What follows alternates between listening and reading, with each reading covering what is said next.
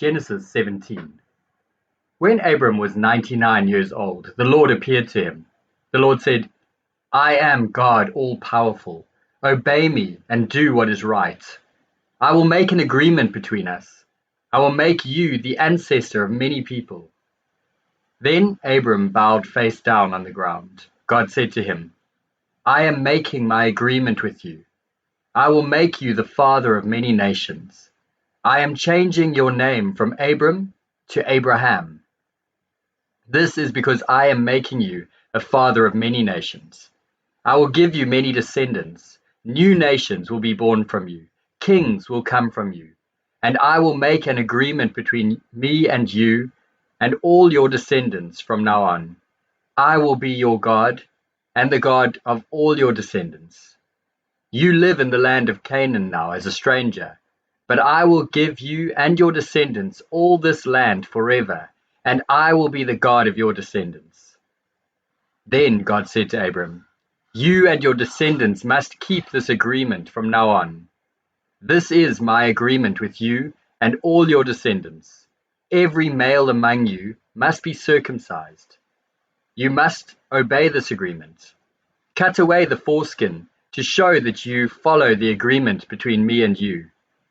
From now on, when a baby boy is 8 days old, you will circumcise him.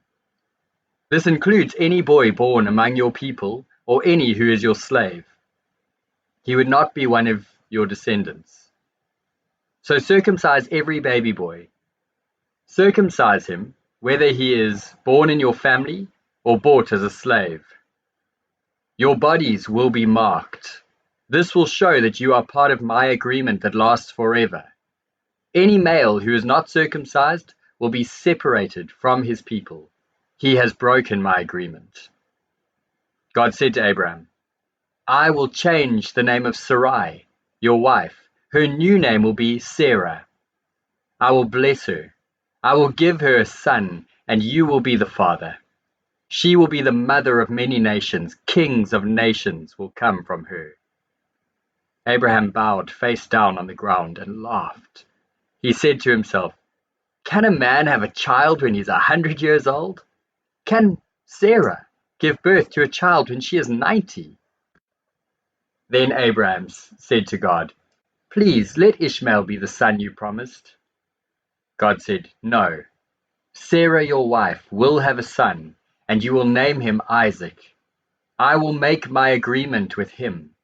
It will be an agreement that continues forever with all his descendants. You asked me about Ishmael, and I heard you. I will bless him. I will give him many descendants, and I will cause their numbers to grow very greatly. He will be the father of 12 great leaders. I will make him into a great nation, but I will make my agreement with Isaac. He is the son whom Sarah will have at this same time next year. After God finished talking with Abraham, God rose and left him. Then Abraham gathered Ishmael and all the males born in his camp. He also gathered the slaves he had bought. So that day Abraham circumcised every man and boy in his camp. This was what God had told him to do. Abraham was 99 years old when he was circumcised, and Ishmael his son was 13 years old when he was circumcised. Abraham and his son were circumcised on that same day. Also on that day all the men in Abraham's camp were circumcised. This included all those born in his camp and all the slaves he had bought from other nations. Matthew chapter 16. The Pharisees and Sadducees came to Jesus. They wanted to trap him, so they asked him to show them a miracle to prove that he was from God. Jesus answered, when you see the sun set, you know what the weather will be. If the sky is red, then you say we'll have a good weather. And in the morning, if the sky is dark and red, then you say that it will be a rainy day. You see these signs in the sky, and you know what they mean. In the same way, you see the things that are happening now, but you don't know their meaning.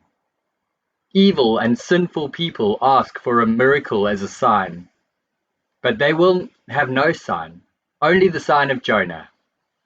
Then Jesus left them and went away. Jesus and his followers went across the lake, but the followers forgot to bring bread. Jesus said to them, "Be careful. Guard against the yeast of the Pharisees and the Sadducees." The followers discussed the meaning of this. They said, "Did Jesus say this because we forgot to bring bread?" Jesus knew that they were talking about this, so he asked them, "Why are you talking about not having bread? Your faith is small. You still don't understand.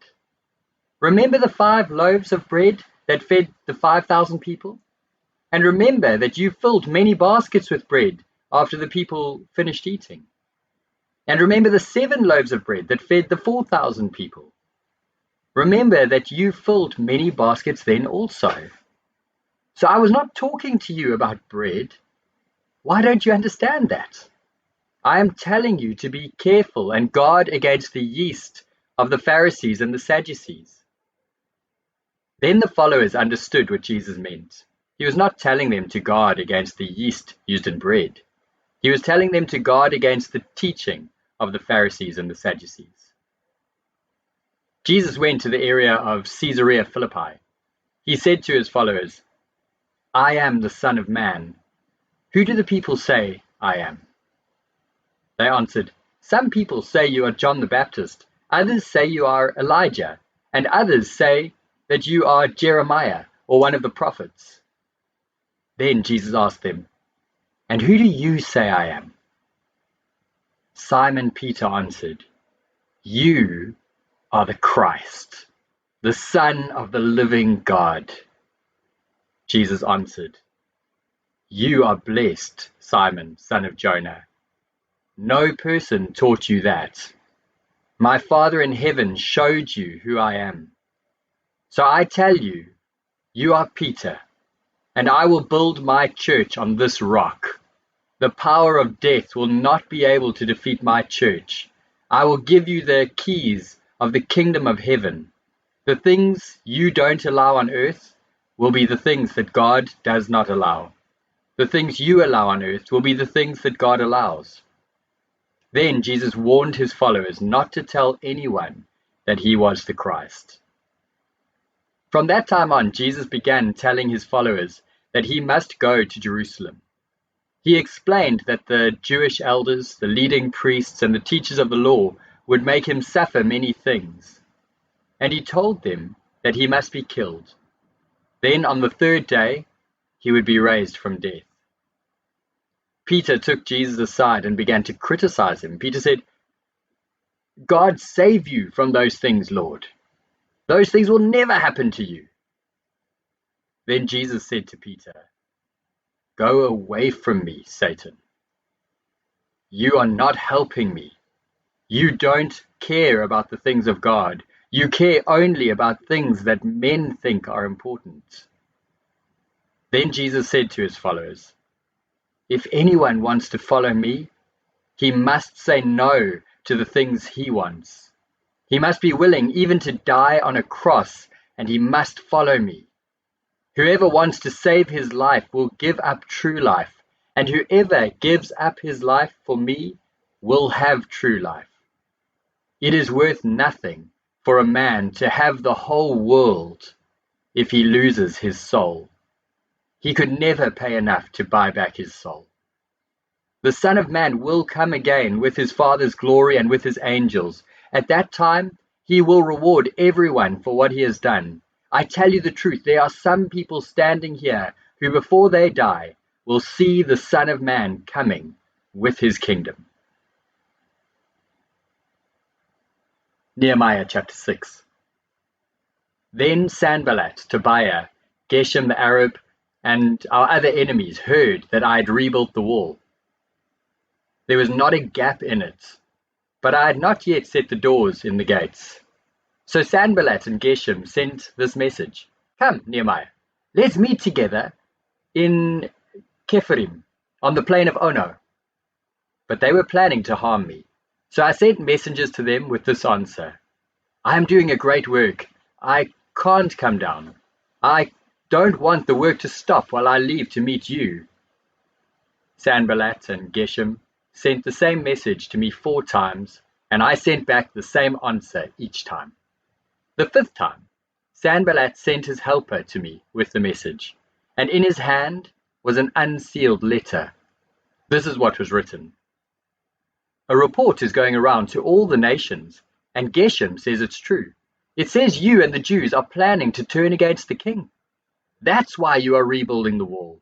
They say you are going to be their king. They say you have appointed prophets to announce in Jerusalem, 'There is a king of Judah.' The king will hear about this. So come, let's discuss this together." So I sent him back this answer. "Nothing you are saying is really happening. You are just making it up in your own mind." Our enemies were trying to scare us. They were thinking, they will get too weak to work. Then the wall will not be finished.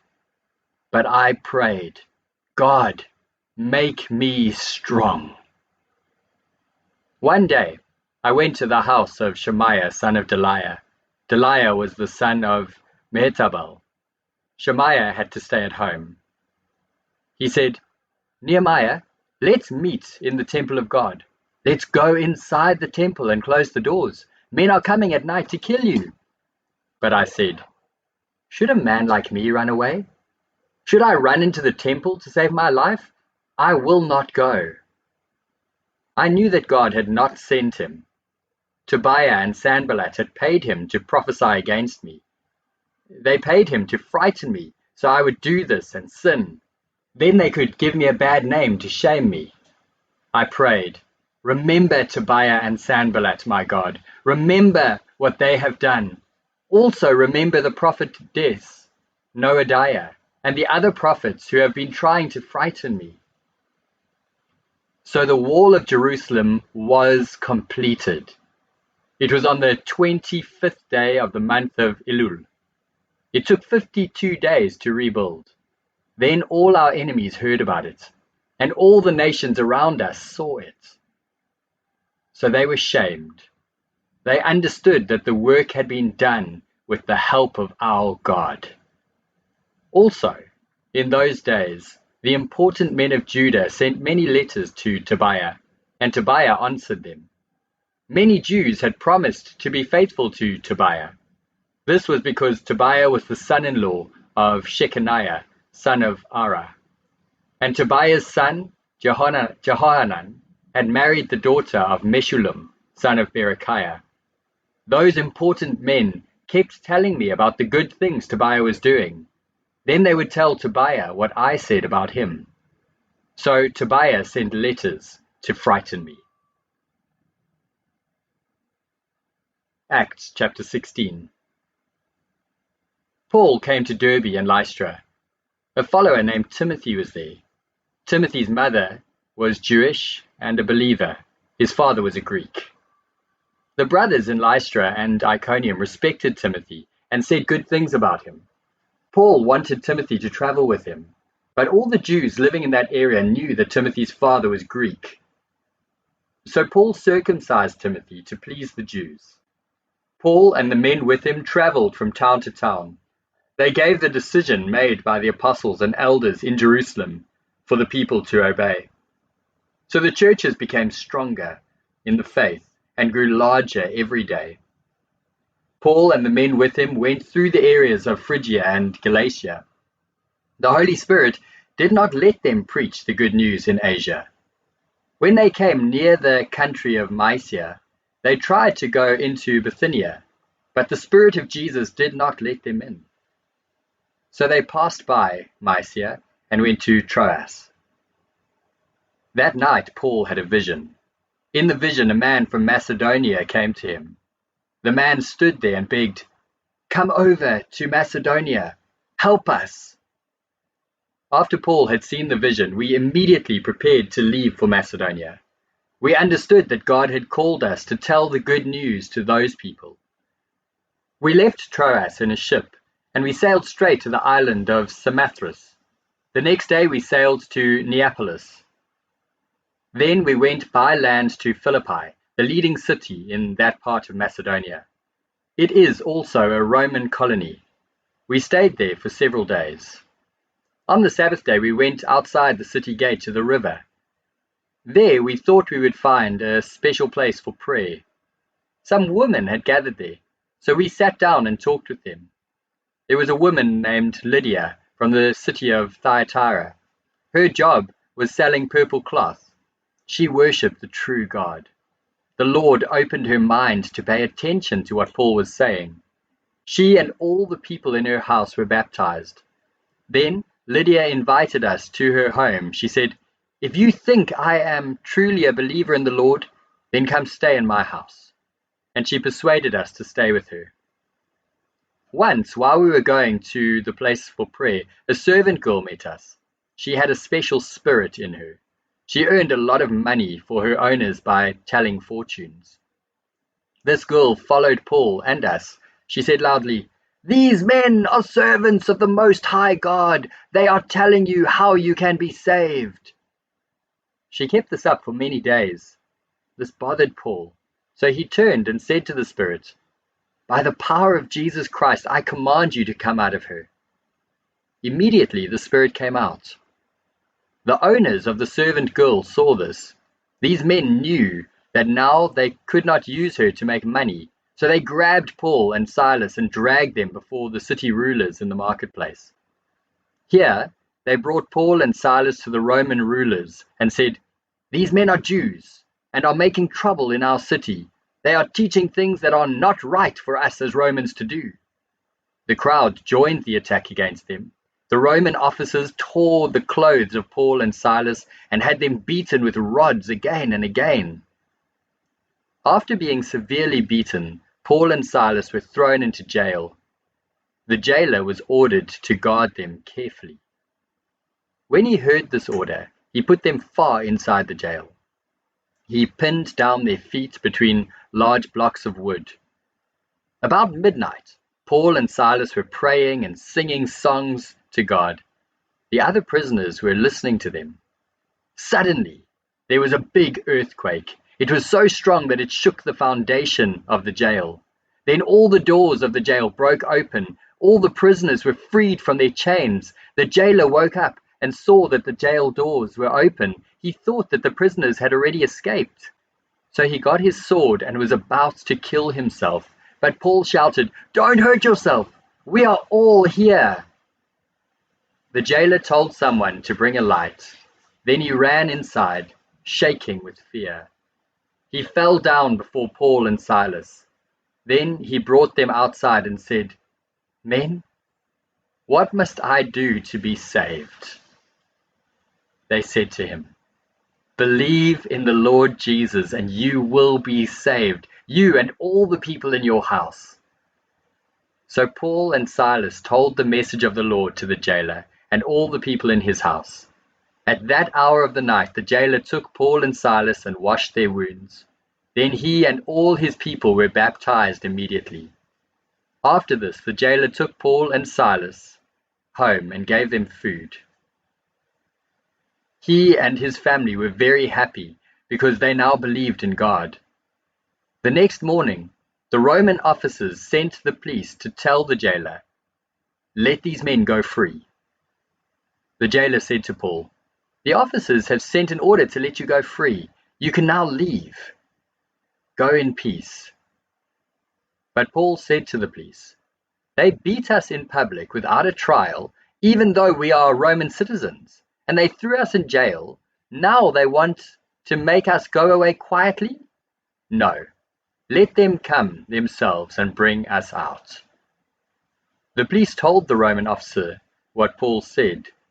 When the officers heard that Paul and Silas were Roman citizens, they were afraid. So they came and told Paul and Silas they were sorry. They took Paul and Silas out of jail and asked them to leave the city. So when they came out of the jail, they went to Lydia's house. There they saw some of the believers and encouraged them. Then they left.